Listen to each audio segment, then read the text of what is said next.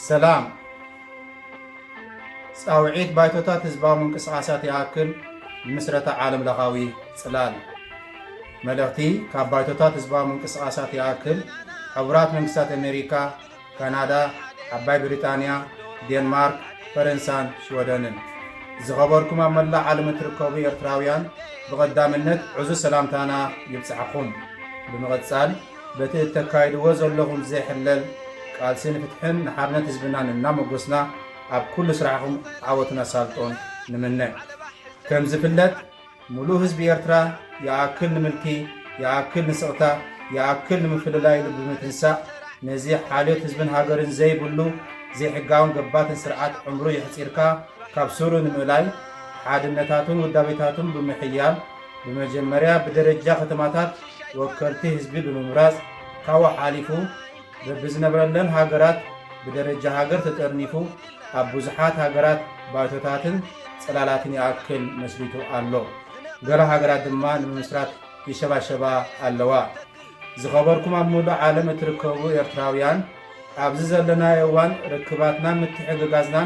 حابراو قاسنا كندلدل مدرس تلبو قداي يو أبزي أنصار ملكاو سرعة نقبرو قاسين حابيرنا هنسرح زغلنا ودابيتات المفتار نزب بهاغورو قيمو زولو بايتوتاتن صلالاتن يأكل نابزل على درجة بمبراخ حدا عالم لغاوي صلال إرتراويان بايتو يأكل مقام أبزحات سروان نزي مسرح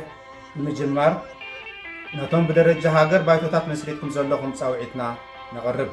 نتوم أم مسرح مقام هاجراو بايتوتات زولوهم دما أبزود أحملو جزيان متسنبارن أبتتكايد وزولوهم ودابيتات دقف نمبارن زلنا قربنا دما نقلص زخبركم أمولو عالم تركبو إرتراويان نزي حزبنا بعبها انقوتا زصبيه زلو نمسرات عالم لغاوي صلال إرتراويان بايتو يأكل بعوت كزازم نخلو شرحتاتن تصابوتاتن نايزي أصنات سرعات بنقحات الناخشلنا بتنقاغن حادنتنا بمتأسارن كنعبي زلنا دليتنا قلسنا حابراون أكال سبايتا فتيرنا نهزبنان هاجرنان كابتخا زدحن قبراوي سرع خنعامن كلاتنا قدسمنا أنصار ملكاو سرعات كنحبر من اللابو ملكي يفرس فتحي ينقس نحارنت بحادنت تتارين نياتران هزبان يبارك نداء عاجل من مجالس الحركات الشعبية الإريترية التالية: الولايات المتحدة الأمريكية، كندا، المملكة المتحدة، دنمارك، فرنسا، والسويد لتأسيس مظلة عالمية لمجالس الحركات الشعبية الإريترية. أيها الشعب الإريتري الأب في كل أنحاء العالم، أولا نهديكم تحيتنا الحارة، وإذن نشكر ونثمن جهودكم وكفاحكم الذي تقودونه من أجل الحرية والعدالة لشعبنا الأبي منذ زمن طويل. وكما هو معلوم لدى الجميع، صار الشعب الإريتري في جميع أنحاء العالم تحت شعار كفاية للعبودية والسمت والتفرقة، وذلك لإزالة هذا النظام الفاسد من جذوره. وعليه قام الشعب الإريتري مؤخرا بتوحيد صفوفه وتنظيمه في عدة دول واختيار من يمثله في القيادات، وأقام عدة مجالس ومظلات يستدل تحتها. وكما يوجد الإريتريون المقيمون بعد دول بسدد تنظيم أنفسهم في المجالس في وقت قريب. أيها الشعب الإريتري الكريم، آن الأوان لتوحيد تنظيماتنا ومجالسنا وتكثيف لقاءاتنا ومشاوراتنا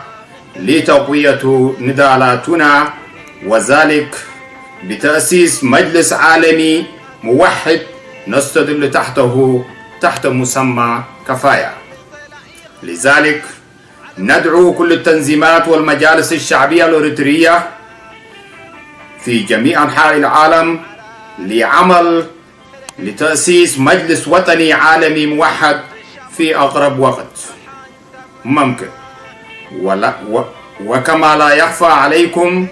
بأن هذه الفرصة ظل ينتظرها الشعب الإريتري بفارق الصبر. ونحن نؤكد لكم استعدادنا القيام بكل ما يتطلب مننا للمساهمة في تحرير شعبنا العظيم من قبض العصابة الحاكمة، وذلك